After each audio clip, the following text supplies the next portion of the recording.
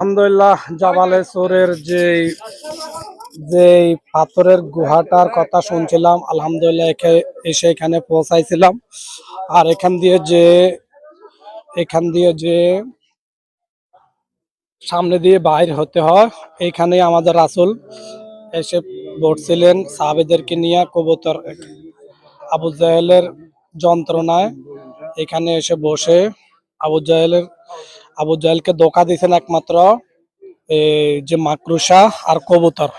ওদের জন্য আল্লাহর রহমতে যাক রসুলের ভালোবাসা যাক আলহামদুলিল্লাহ রসুল এখানে বিশ্রাম পাঠা করতে পারছেন। আবু জাহেল আর দেখতে পাই নাই।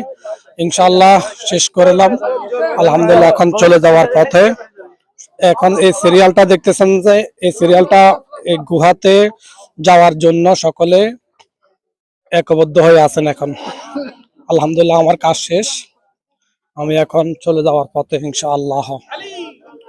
দেখেন কতটুক কাশ্মীরি লোক বেশি এখানে, আর পাকিস্তানি আর ইন্দোনেশি বিভিন্ন গালফের মানুষ আছে এখানে। আর দেখেন অনেক দূর দূরান্ত যে আরব সুন্নি ভাইদের বাড়িঘর বা দুইটা মেলালো আসছে এখানে।